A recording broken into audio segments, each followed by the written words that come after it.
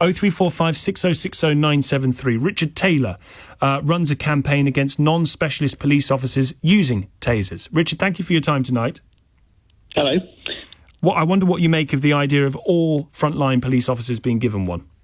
Well, it's something that I've been opposing for quite some time. This is an idea that's been around for a long time. Back in 2008, the then Home Secretary announced that we were going to have all frontline officers armed with taser, and really kind of wiser heads have prevailed. So police authorities, police and crime commissioners, chief constables have decided that over time that's not the way to go. And we've kept the tasers largely to just specialist officers, so that all firearms teams have someone with a taser as an alternative to a conventional firearm. And I completely support that.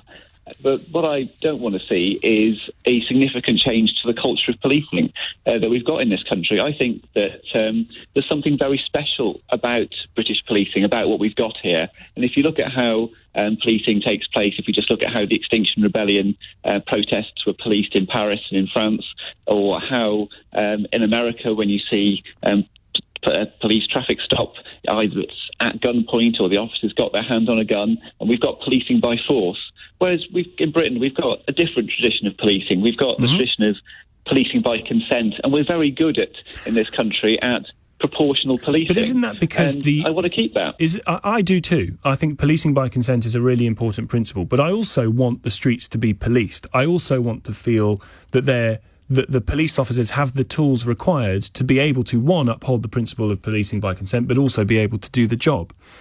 And right, so what we've got at the moment, the reports today have come out because when the Home Office has gone to police officers, some police officers have come back and they've said, we want to have more of us want to have taser weapons. But the important thing is that the Home Secretary, our elected reps, our MPs, police and crime commissioners, they've all got to listen to the police, and that's an important thing for them to do. But the decision has to be something about what we all want as our society. So we listen to the police, but overall we've got to say what kind of society do we want to live in, what kind of policing do we want. So what do you want a police officer to be able to do faced with a guy wielding a samurai sword? Well, you could say that you wanted every security guard and every bouncer to be armed. Either No, I don't. But what do you want? Well, we've got to draw that line somewhere. Well, okay. So we don't have every police officer armed with a gun. What do you want a police officer to do faced with a guy with a samurai sword? Well, we don't have every police officer armed with a gun. We don't have the citizenry in this country armed with a gun. So we do. No, but we're not talking about arming police officers with guns. We're talking about tasers. What do you want a police officer to do faced with a guy wielding a samurai sword? Well, the police have methods of resolving situations. So in this country, generally, the thing that you would always start with is you start by talking. And that's the way that talking doesn't work, and you see these guys running around at train stations in a non-violent manner, and we de-escalate situations. Yeah, okay. And when that proves impossible because the guy's still running around with a samurai sword, what do you want them to do? Well, I certainly want to see armed policing be available promptly, and we need. So in a situation where you've got something like that happening, the kind of people we want dealing with it are people who are experts, people who are trained yeah, and absolutely. experienced in dealing Richard, with violent conflict. I don't want to give a taser to a guy who doesn't know which way to point it. I want people who use a taser to be trained on how to use it. I think we can all agree on that. But if you're saying that fundamentally, if talking doesn't work, if trying to de-escalate doesn't work, someone's got to step in to bring it to an end because there's a guy running around with a samurai sword, why would you insist that the police officer has to call for armed backup and wait, then pulls the taser from his holster and is able to use it instantly? Well, because, as you said, we want people who are experts. We want people who... I want them to be trained. They will get training. They're not just going to be given one. They're going to get the training to be able to use one. Well, the training is... Well, what we're discussing at the moment is arming all frontline officers, so it becomes part of the standard equipment. So once you're able to be a constable on the streets, perhaps even a special constable on the street, then you get issued with your radio. And in the same way you get issued with the radio, you get issued with something which is really a very dangerous weapon. You get issued... Sorry. I think you're... if I'm being honest, I think you are deliberately misrepresenting what that is. When the police officer is given a radio, they're also taught how to use it. When they're given a baton, they're taught how to use it. They're not just handed this stuff and it's a bit of hit and hope. Hopefully this guy will work out how to use it in a few years. They're all trained. when it comes to deploying potentially lethal force on behalf of the state, we do set an incredibly high bar. We do, rightly so. That's for firearms. And I think we should have a pretty high bar as well for taser, because it's not a safe thing to be using. So when you fire a taser at somebody, what about batons? They lose control of their muscles. Take the their batons head can away drop to the floor, and they can be very seriously injured. It's something that we should have a very high threshold before we start using, in my view. I'm happy to agree with that. But you still don't want them to be using it. You still want the public and the police to wait for armed response to come to a scenario where there's a guy running around with a samurai sword. Well, obviously we don't have a situation where we've got police on every street all the time. We don't have police on every street corner. Absolutely, So the police still have to get there. A delay. Yes, the police will still have to get to where a crime is taking place. But those police officers might also then have to wait for the person with the right equipment to come and deal with the situation. Why do that? Why have that gap? Well, you're making people less safe.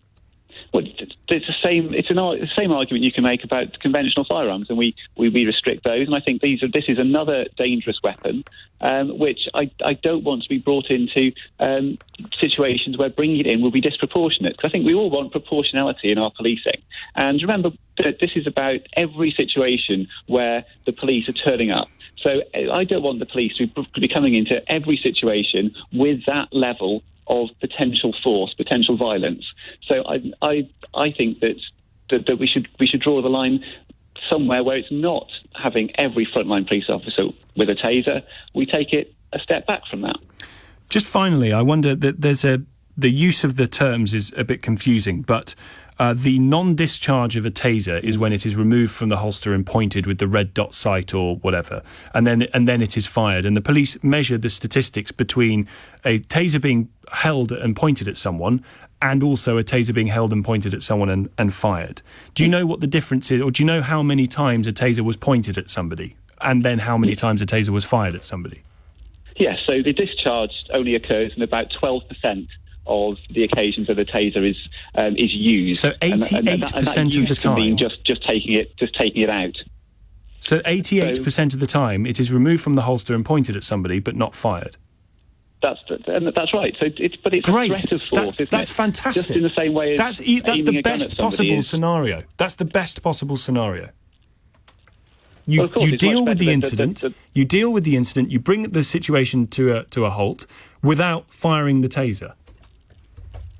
Well, of course, that is much so better what's wrong with than that? Firing the so taser. What's wrong with arming them with a taser in order to have that happen?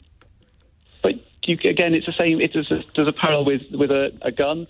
Situations can be resolved. We're not talking about guns. By holding a gun or and it could be with a grenade. But we're not arguing that police should be given a grenade on the front line.